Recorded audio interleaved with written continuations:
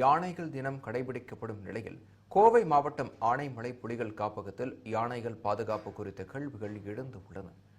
958 சதுர கிலோமீட்டருக்கும் அதிகமான பரப்பளவு கொண்ட ஆனைமலை புலிகள் காப்பகத்தில் சமீப காலங்களில் உடல்நலக்குறைவு, மின்சார வேலி உள்ளிட்ட காரணங்களால் யானைகள் உயிரிழக்கும் சம்பவங்கள் அதிர்ச்சியை ஏற்படுத்தி உள்ளன.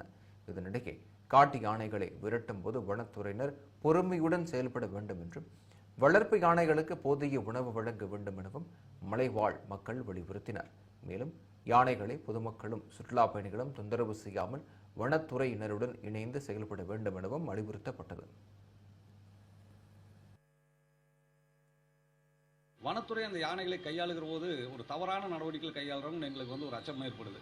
ஏன்னா ஒரு மிகப்பெரிய அலாரமான ஒரு வாகனத்தை கொண்டு போய் அதன் மீது இடிப்பது, அலாரம் எழுப்புவது, சத்தமிடுவது என்கிற நடவடிக்கைகள் எந்த வகையிலையும் எங்களுக்கு ஏற்புடையதாக இல்லை. அதை ஒரு மிரட்சியான இதை கொண்டு போக வேண்டாம் அப்படிங்கிறது. அதே போல் இங்கே கோலிகமத்தி யானைகள் முகாம் என்பது இருக்குது. யானைகளுக்கான போதுமான உணவு என்பது வழங்கப்படுதா அப்படின்னு சொல்லி எங்களுக்கு ஒரு மிகப்பெரிய சந்தேகம் என்பது இருக்குது.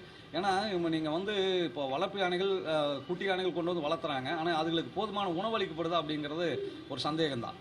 அப்போது அதுகளுக்கான பயிர்களை அதிகமாக காடுகளுக்குள்ளே விதைத்தூவல் மூலமாக அதை பராமரிக்கணும். ஏன்னா இன்றைக்கி யானைகள் இல்லைன்னா காடுகள் இல்லை, காடுகள் இல்லைன்னா இந்த நாடே இல்லை அப்படிங்கிறது தான். நம்ம அதை ஒன்றும் பண்ணாமல் இருந்தால் அது விளங்கி போயிடும். நம்ம காலை பிறந்தது வளர்ந்தது பூரா ஆனை காட்டில் தான்.